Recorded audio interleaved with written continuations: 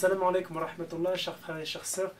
Encore ensemble pour cette nouvelle émission à vos livres. Donc aujourd'hui nous sommes accueillis par Dubai Center à Lyon-Guillotière. Voilà, donc, on est en plein milieu dedans, on est en plein dedans, en plein dans les livres et ça nous donne l'occasion de plus de découvrir les nouveautés. Le mois de Ramadan est un mois particulier. En effet, c'est le mois pendant lequel le Coran a été révélé. Shahru Ramadan alladhi unzila fihi al-Qur'an hudan lin-nasi wa bayyinatin min al-huda wal-furqan. Le mois de Ramadan est le mois pendant lequel nous avons descendu le livre qui sépare le bien et le mal, comme une guidée pour les gens et un éclaircissement pour toutes les questions. Et aujourd'hui, j'ai l'occasion de vous faire découvrir un livre exceptionnel, Comprendre le Coran aujourd'hui, écrit par Mohamed Ghazali. Donc l'avantage de ce livre, c'est qu'on y retrouve non pas un monologue entre un auteur et son lecteur, qui est toujours dans la position de base de l'enseigné et l'enseignant, mais un dialogue entre une personne qui évoque des sujets qui peuvent paraître critiques, donc le journaliste, face à un savant qui se doit de répondre de manière honorable. Et tout d'abord, on voit que le souci parmi les grands soucis du Cheikh Ghazali, c'est de redonner goût à la communauté dans le Coran, dans la réflexion coranique. Il s'est rendu compte en effet que depuis les premiers temps, depuis qu'on a commencé à figer la réflexion coranique, on s'est arrêté à une chose essentielle, c'est notamment la beauté de la lecture, la beauté de l'écriture, tout en excluant tout ce qui est en rapport avec la réflexion. Pourtant, c'est une des premières choses auxquelles Dieu nous rappelle dans le Coran. Ainsi, il nous rappelle aussi, voilà, il y a des passages que j'aimerais partager avec vous, où le professeur Hassana s'engage dans un dialogue en présentant le Cheikh Al-Ghazali, en lui évoquant son long cheminement dans le Coran. Il l'a appris, il l'a enseigné, il l'a étudié, il l'a ensuite diffusé. Aujourd'hui, quel est son retour?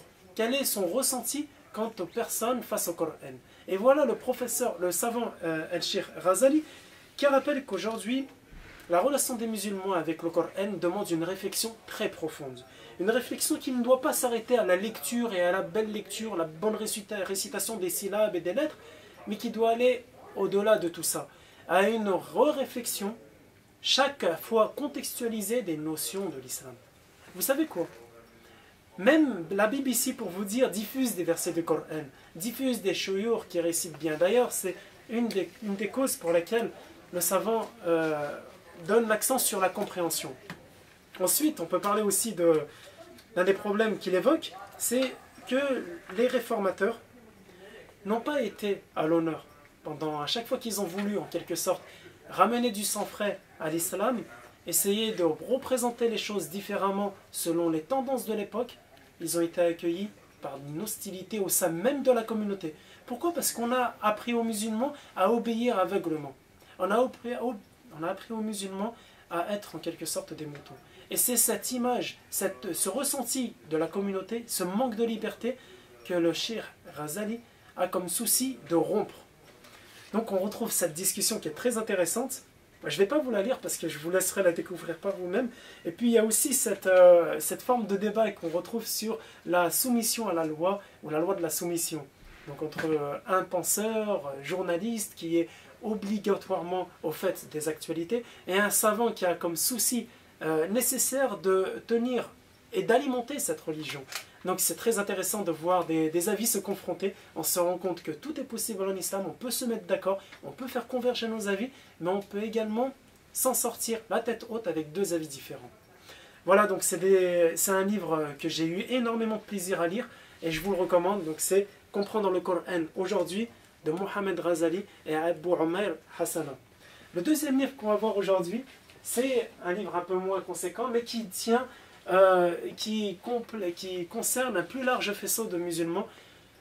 Ce sont les personnes qui commencent, on va dire, à apprendre les sourates. Donc bien sûr, c'est les premières, les petites sourates, Al-Fatiha, puis Surat Al-Nas, etc. Voilà ce qui pourrait vous accompagner dans votre démarche d'apprentissage. Parce que bien sûr, le Coran survivra à vous-même à travers votre apprentissage et votre mémorisation. Alors regardez, très belle couverture, très soignée, avec un signet, une tranche bien épaisse. Donc vous avez différentes couleurs. Et puis vous y retrouvez non seulement Al-Fatiha, donc en arabe, en translittération phonétique, et également en traduction. Une très belle traduction, vous savez de qui? Du professeur Mohamed Hamidullah, rahimahullah, un grand penseur qui a vécu en France, qui a enseigné à la Sorbonne et dont je vous recommande les différents ouvrages. On y retrouve donc Surat al-Fatiha, ensuite Ayat al-Kursi et puis Juzu wa Amma. Donc le dernier chapitre, chapitre al-Amma. Alors comme vous le voyez, en plus de ça, il est très joli. Vous savez pourquoi? Il a été conçu par le grand calligraphe de la région, Mahrez al-Andalusi. Donc vous le retrouvez très agréable à lire, très agréable à regarder. Et voilà, donc c'est un livre que je vous recommande, que vous pouvez aussi utiliser pour enseigner à vos enfants. Toujours dans la même collection, je vous recommande un livre qui lui aussi convient à tous les musulmans, La citadelle du musulman, Husn al-Muslim. Il est édité par différentes collections, mais cette collection est particulière. C'est la même, tranche épaisse, signée pour se remémorer, très solide, qui tient bien en poche, qui tient bien dans votre sac, vous n'avez rien à craindre. Et puis avec donc la phonétique, la traduction et l'écriture arabe de chaque invocation. Bien sûr, pourquoi? Parce que l'invocation du prophète, sallallahu alayhi wa sallam, est très importante. Elle est baignée par la lumière que le prophète sallallahu alayhi wa sallam nous a laissée. Suivre sa sunna, suivre son attitude, c'est également parler de la même façon à Dieu, s'engager de la même façon sur le chemin de Dieu. Donc vous y trouverez de grandes leçons, des doigts qui vous accompagneront pendant toute votre vie, depuis votre premier pas en dehors de votre lit, lorsque vous vous levez, ainsi que lorsque vous vous nourrissez, lorsque vous vous habillez, lorsque vous croisez des personnes, quoi qu'il en soit, il vous servira dans votre quotidien. Voilà. Et puis, pour terminer, un petit livre familial, si je puis dire, sur la prière, l'apprentissage de la prière, un petit fascicule qui tient bien en poche, que vous pouvez offrir à vos enfants et qui complétera largement leur connexion.